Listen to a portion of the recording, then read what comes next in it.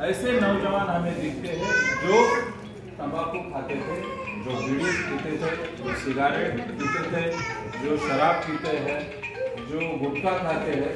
इनकी वजह से जो कैंसर होता है, मुंह का होता है, जुबान का होता है, ये गाल का होता है, या फिर बाकी और जैसे नीचे नीचे हम जाते हैं उसका कैंसर होता है। जो लोग बीड़ी, तंबाकू, सिगारेट ऐसी आदतें जिनको होती है, उनको नहीं खाने वालों से, नहीं पीने वालों से 6 फुट ज्यादा रिस्क होता है कैंसर होने की। तो मैं ये आज बोलता हूँ कि अभी भी जिनके पॉकेट में गुटखा है, जिनके पॉकेट में सिगारेट है, उनकी और हमारी मुलाकात बहुत जल्दी होने वाली है। तो आप रजिस्ट्रेशन मत करो। मैं हाथ जोड़ से आपके विनती करता हूँ कि ये करो, इसको छोड़ दो और ये छूट सकती है आदत अगर ये नहीं करेंगे। अभी का जमाना ऐसा है, देखो कि सोशल मीडिया पे मेरे 10,000 फॉलोअर है, मुझे 10 लाख लोग पहचानते हैं, लेकिन मुझे कुछ होगा तो 10 लोग भी नहीं आएंगे मदद करने के लिए। जमाना ऐसा। तो मेरे जाने के बाद मेरे फैमिली का क्या होगा, मेरे बच्चों का क्या होगा, मेरे कौन मुझे मदद करने के लिए आएगा, इसकी कोई गारंटी नहीं। पहले कैसा था कि जॉइंट फैमिली रहती थी, हम रहते थे, हमारे साथ माँ बाप रहते थे, दादा दादी रहते थे और रिश्तेदार रहते थे। कम से कम एक फैमिली में 20 से 25 लोग तो रहते थे। तो एक को कुछ हो गया तो दूसरा इनडायरेक्टली मदद करता था और हमारे तक वो नौबत ही नहीं आती थी। हमें पता भी नहीं था कि कौन सा दुख चल रहा है, कौन सी हमारे घर में क्या ये चल रहा है। लेकिन अभी मैं, मेरी बीवी और मेरे 2 बच्चे, ऐसा चल रहा है सर।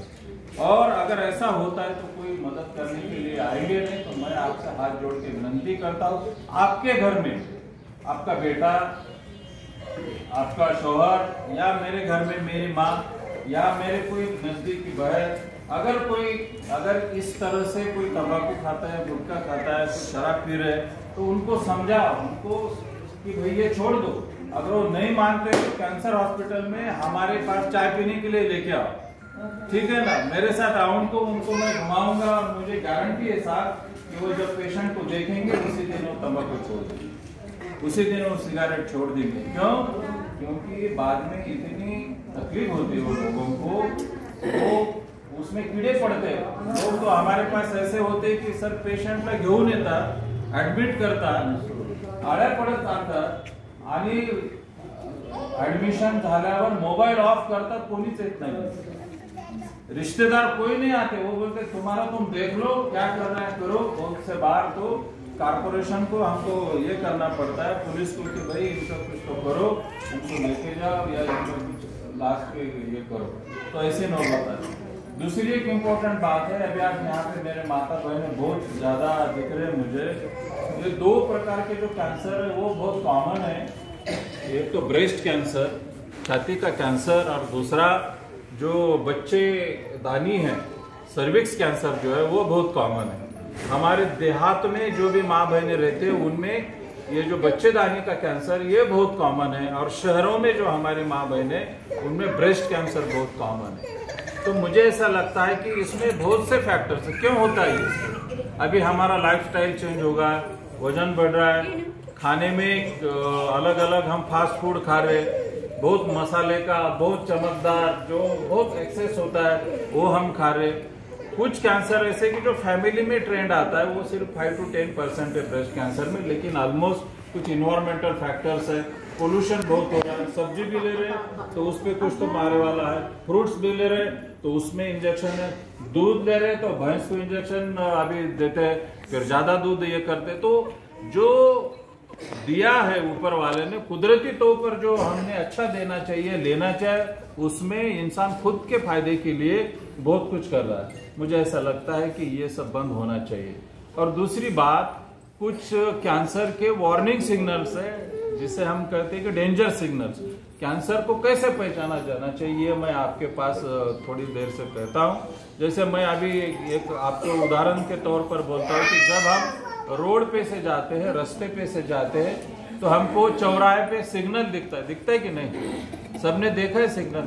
कितने प्रकार के सिग्नल देखे हमने? कौन से कलर के सिग्नल होते हैं? एक लाल, एक पीला, हरा, ठीक है ना। हरा जब दिखता है तो उसका मतलब ऐसा है कि भाई आप जा सकते हैं, रुकने की जरूरत नहीं।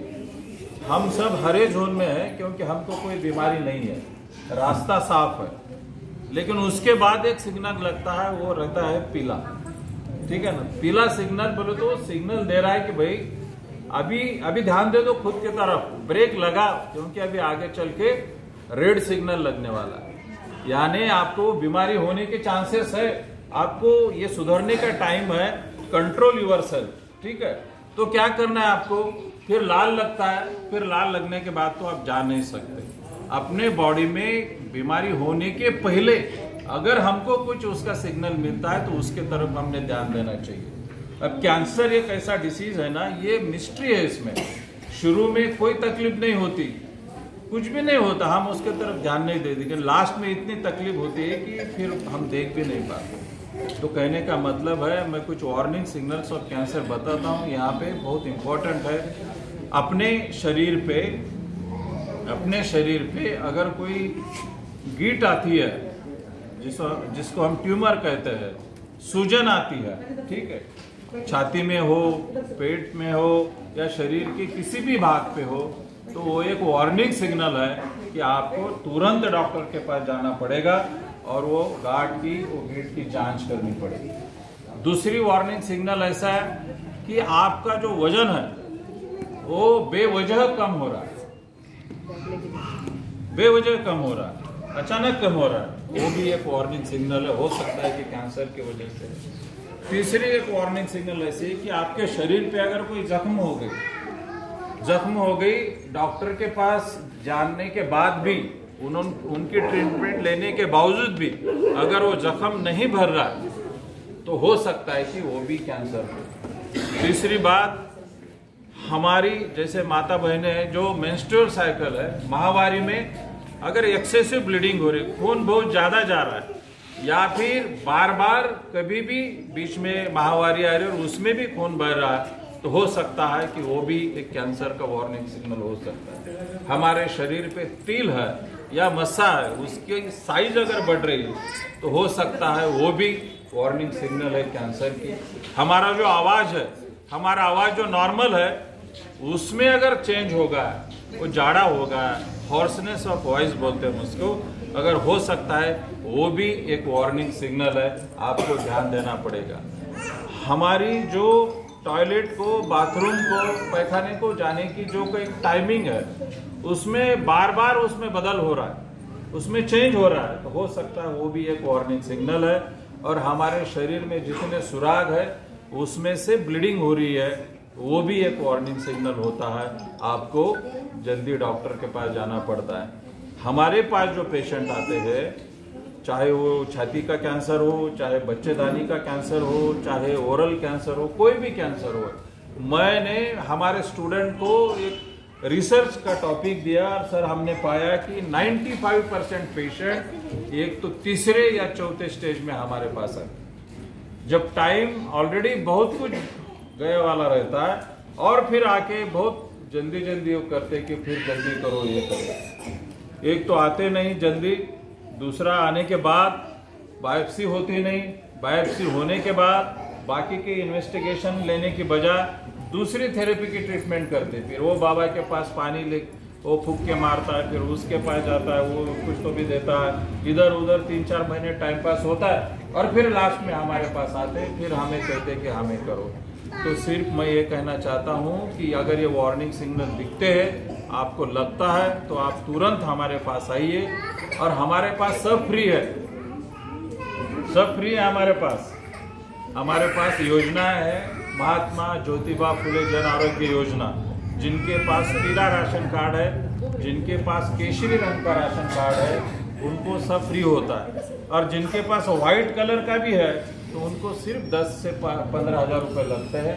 बाहर ये जो हम करते हैं ना, जैसे कीमोथेरेपी है, रेडियोथेरेपी है, या फिर ऑपरेशन है, हमारे पास ये जो बड़े बड़े डॉक्टर साहब है हमारे पास, ये जो ऑपरेशन करते हैं बाहर इनको कम से कम 2 लाख, 3 लाख, 5 लाख, 10 लाख रुपए लगते हैं। रेडिएशन हम जो देते हैं वो फ्री में होता है, उसको 2 लाख रुपए बाहर लगते हैं। कीमोथेरेपी हम फ्री में देते हैं, उसको भी बाहर 1.5-2 लाख होता है। तो ये सब सुविधा हमारे पास है। आयुष्मान भारत, माननीय मुख्यमंत्री सहायता निधि, माननीय पंतप्रधान सहायता निधि, राष्ट्रीय आरोग्य निधि और काफ़ी दूसरे सुविधाएं है, योजनाएं हैं, उसके तहत ये मिलता है। कहने का मतलब ये है, अगर हो गया कैंसर तो भी डरने की बात नहीं, अगर हो गया तो भी डरने की बात नहीं। कैंसर ये छूने से, कैंसर के पेशेंट को आपके छूने से, एक रूम में सोने से या फिर उनके साथ खाना खाने से कैंसर फैलता नहीं। Cancer is not a infectious disease. उसको कैंसर, मैं तो बोलता कि cancer is a social disease, it's a social economical disease. जिनको होता है उनको आप एनर्जी दे दो, उनको आप सपोर्ट करो कि डरो मत, हम आपके साथ हैं, ये पूरी फैमिली आपके साथ है, पूरे डॉक्टर्स आपके साथ है, ये सब मिलके हमें करेंगे। पिछले 9 तारीख को मैं बम्बई गया था सर एक कॉन्फ्रेंस में, उसमें मैं संजय दत्त साहब को और उनकी बहन को मिला, प्रिया दत्त साहब। तो उनको कैंसर हुआ था, लंग का कैंसर, और वो अपनी जो रीढ़ की हड्डी है पीछे की, उसमें फैल चुका था। वहाँ पे लाइव उनकी इंटरव्यू हुआ। उन्होंने कहा कि जिस दिन डिक्लेयर हुआ, डॉक्टर ने कहा कि भाई आपको कैंसर होगा और रात भर सोए, क्योंकि उनके माता जी का भी देहांत उसी की वजह से हुआ था। ऐसा उनका कहना था कि उन्होंने कहा कि मैंने ठान लिया। अभी वो एक डॉक्टर को मिलने गए, वो डॉक्टर ने उनको समझाया और व्हाट ही सेड वो बहुत अच्छा लगता है मुझे कि उन्होंने कहा, मैंने खुद को ऐसा महसूस किया कि मुझे कुछ हुआ ही नहीं, मैं मेरे रूटीन सब काम करूंगा। और 2.5 साल 3 साल तक उन्होंने पूरी ट्रीटमेंट ली और अभी वो कैंसर फ्री हो। मुझे कहने में इतना, मैं सिर्फ कह के बात मेरी ये करता हूँ कि जो ट्रीटमेंट बम्बई में होती है, जो ट्रीटमेंट टाटा में होती है, वही ट्रीटमेंट अभी हमारे पास होती है। तो जो अगर ऐसा कुछ होता है तो आप जल्दी से जल्दी हमारे पास उनको यहाँ पे लेके आइए। लेके आने के बाद अच्छी तरह से मैं और हमारी पूरी टीम और आप सभी का सहयोग से और सब एनजीओ के साथ से हम पूरी कोशिश कर रहे कि कोई भी मरीज बगैर ट्रीटमेंट के यहाँ से जाना नहीं चाहिए और अच्छे से अच्छा होके यहाँ से निकले। जिधर सर्वाइवल रेट जो है, जो अच्छे अच्छे हॉस्पिटल में है, वैसा ही सर्वाइवल रेट हमारे भी हॉस्पिटल में है। सिर्फ एक गुजारिश करके मैं मेरी ये गुफ्तगू समाज करता हूँ कि जो भी मैं हमेशा ये बार बार बोलता हूँ सर, माझी एक विनंती है ऐसी कि जब भी हम हफ्ते में एक बार कम से कम हम घर के पूरे मेंबर के साथ मिल के खाना चाहिए। एक बार छुट्टी हो, चाहे जुम्मे की छुट्टी हो, चाहे कोई सी भी पीर की छुट्टी हो या फिर संडे की छुट्टी हो, हफ्ते में एक दिन तो कम से कम सब मिलके एक साथ खाना खाइए। और खाना खाते खाते और खाना होने के बाद आधा घंटा घर के हर मेंबर के हेल्थ पे डिस्कस कीजिए कि भाई आपको कुछ तकलीफ है, आपको कुछ बुखार है, आपका वजन ऐसा लग रहा है, चेहरा मुझे फीका लग रहा है, आपको कोई इश्यू है क्या। सब मेंबर के साथ डिस्कस कीजिए कि माँ को क्या हो रहा है, बहन को क्या हो रहा है, भाई को क्या हो रहा है, हस्बैंड को क्या हो रहा है, बीवी को क्या हो रहा है, ताकि ये जो डिस्कशन का 1 घंटा रहेगा, मुझे ऐसा लगता है कि वो आगे चल के काफ़ी उसमें अच्छे तरह से ये होगी। अगर ये इतनी बात, हम सादी बात है, ये अगर करेंगे तो उससे काफ़ी अच्छे रिजल्ट होंगी। घर की जो माँ है वो लड़की के फिक्र में है, घर की जो माँ है बहू के फिक्र में, घर की जो माँ है वो बेटे के फिक्र में, उसकी शादी, उसकी डिलीवरी, उसका ये खुद के तरफ वो ध्यान नहीं देती। तो ये अपना फर्ज है कि माँ को भी क्या तकलीफ है देखना है, भाई को भी क्या तकलीफ है देखना है, बहन को, सबको क्या है वो सब देखना है। अगर हम ऐसा करेंगे तो मुझे ऐसा लगता है कि ये जल्दी डिटेक्ट होगा और जल्दी जितना डिटेक्ट होगा उस पर ट्रीटमेंट जल्दी होगी। फिर से एक बार मैंने आपका काफ़ी समय लिया, लेकिन मोहसिन भाई, इकबाल सिंह गिल साहब, कानकटे साहब, शिंदे साहब और मंडलेचा जी राठौड़कर साहब, मेरी पूरी टीम, आप लोगों ने मेरी जो बातें मैं कहना चाहता था वो अच्छी तरह से सुन ली। मैं आपका शुक्रिया अदा करता हूँ और मुझे यहाँ आके बात करने की जो संधि यहाँ पे दी उनका भी मैं शुक्रिया अदा करके मैं यहाँ पे मेरा ये जो स्पीच है खत्म करता हूँ। धन्यवाद।